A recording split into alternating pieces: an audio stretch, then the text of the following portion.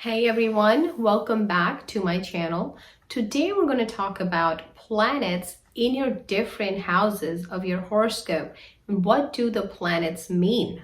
Okay, so first I would like to explain to you what a Vedic astrology chart is like. Okay, you can get your chart pulled up from any of the reputed websites and then watch my videos on what all the houses represent. Okay, once you understand what all the houses represent, then you can watch this video on what all the planets represent. I'm going to have this video in different series also. So today we're going to talk about one planet, and in next video another planet.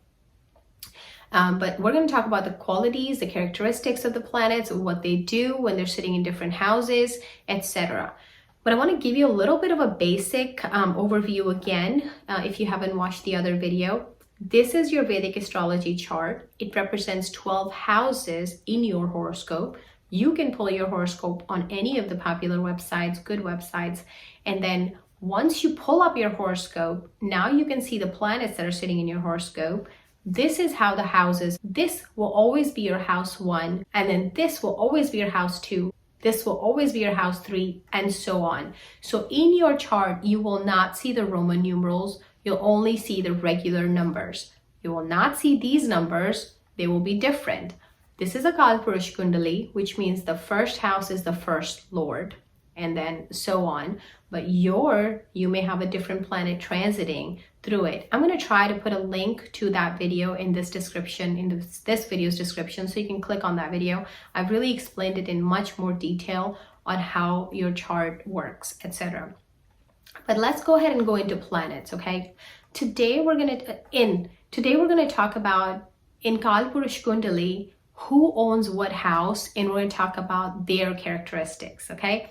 So the number that I'm sitting here now, number 1, not the Roman numeral, but the number 1 that's sitting in the first house. What is 1?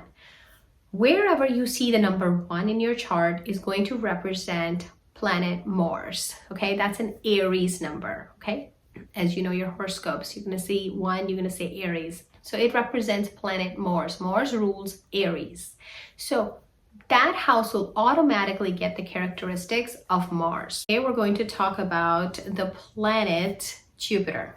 We're going to talk about what are the aspects of Jupiter itself, and then definitely go and watch my video on Jupiter in all houses.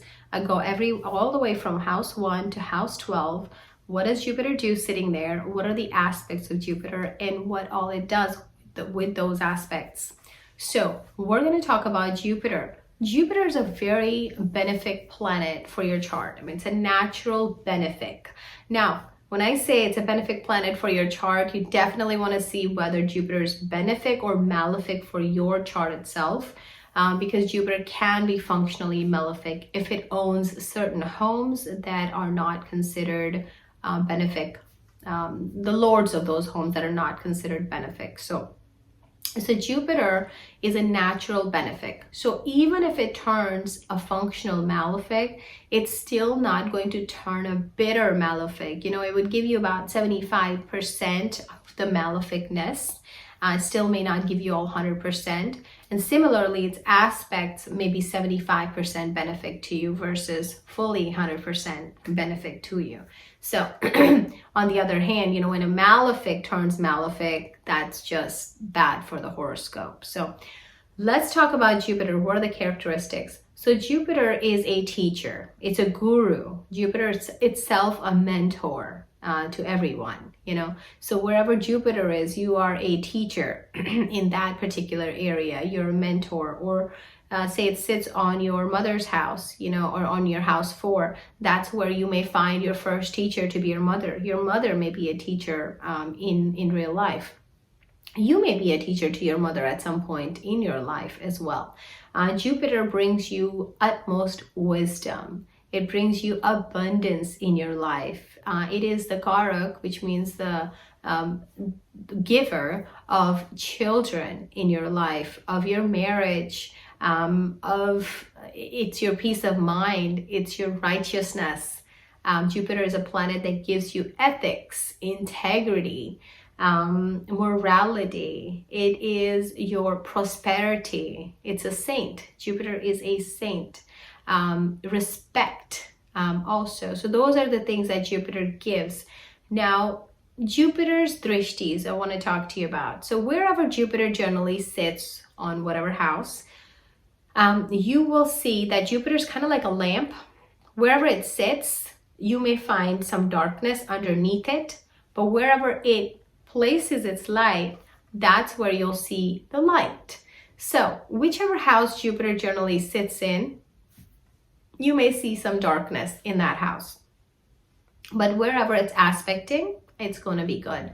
So say, for example, Jupiter sits in your house number 2, okay? So if you may have issues with your family may be very smart, gurus and everything, but you may see that you are having issues with that in your family, but the aspects would be good. So Jupiter has 3 aspects. First aspect is on the house number 5 from where it sits. The second aspect it has is on the 7th house, and the third aspect is on the 9th house. So why does Jupiter have the 7th aspect? Let's talk about that. Every planet has a 7th aspect because 7th aspect, as you can see here, is 7th house is directly in front of it. So you can't really not see it. You know, it's 100% vision straight up on that house.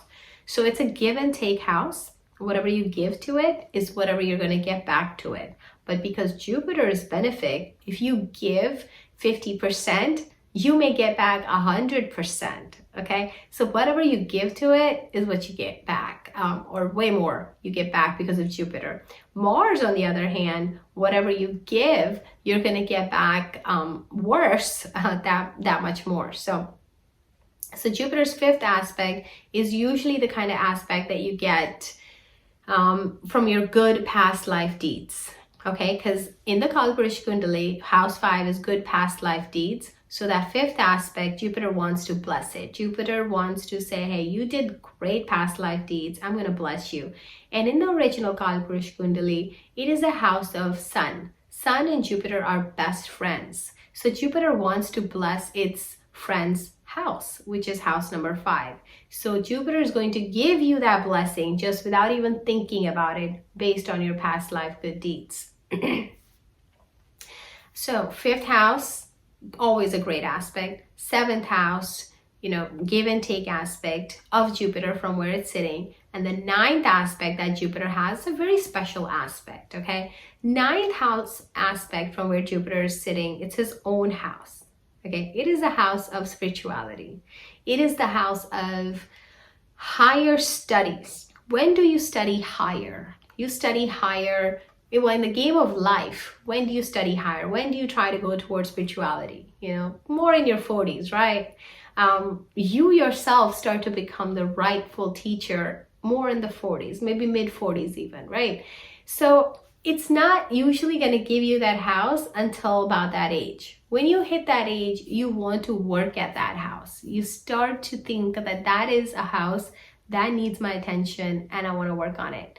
As soon as you have that thought and you work towards that house, that's like your major goal. You can say your life's goal to work on that house. When you work on that house starts to get blessed. Now Jupiter starts to bless that house for you also.